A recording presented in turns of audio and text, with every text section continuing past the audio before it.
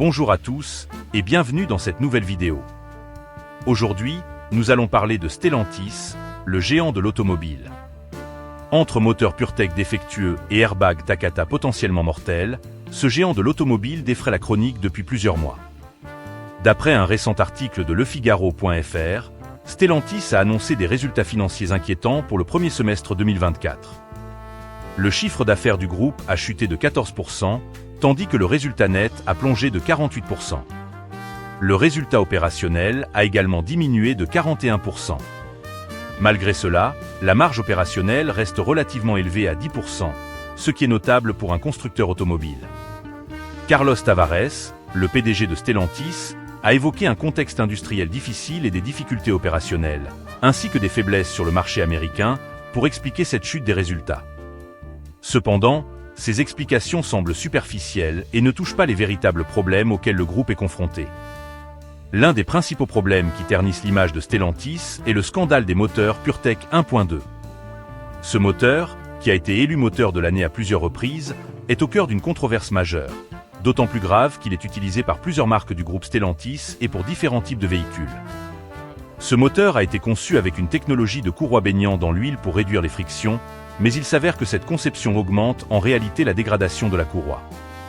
Les particules de courroie dégradées peuvent contaminer le moteur, entraînant des pannes graves et coûteuses allant jusqu'à la destruction du moteur. Même si le moteur n'est pas encore détruit, il s'avère énormément consommateur d'huile. Certains propriétaires en sont réduits à vérifier les niveaux d'huile avant chaque trajet et ajoutent de l'huile plusieurs fois par semaine. Pire encore, la défaillance de cette technologie peut affecter le système de freinage, créant un risque mortel pour les conducteurs, les passagers et les tiers. Face à ces problèmes, de nombreux propriétaires ont entamé des poursuites judiciaires après que des tentatives de règlement à l'amiable n'ont abouti qu'à des propositions minimales de la part de Stellantis.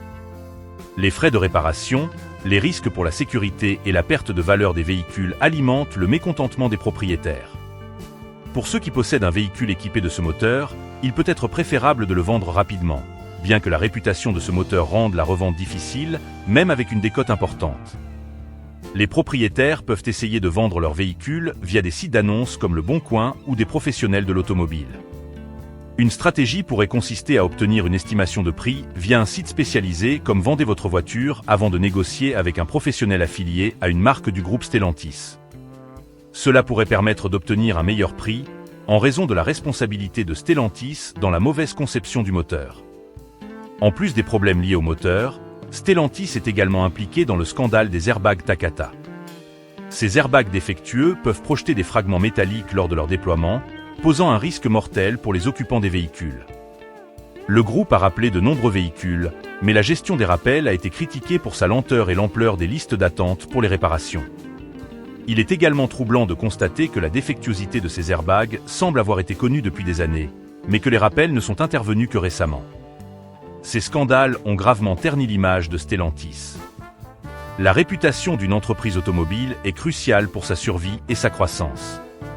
Les clients potentiels peuvent être dissuadés d'acheter des véhicules Stellantis en raison de ces problèmes de sécurité et de qualité, auxquels s'ajoute une politique tarifaire discutable et une offre de véhicules pas nécessairement attractive. Stellantis devrait s'attacher à reconstruire son image de marque. Les consommateurs doivent être assurés que leurs véhicules sont sûrs et fiables.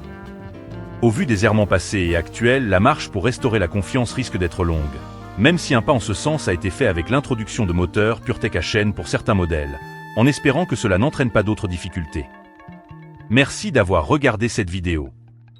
Si vous avez trouvé ces informations utiles, n'oubliez pas de mettre un j'aime, de vous abonner à notre chaîne et de partager cette vidéo. À bientôt.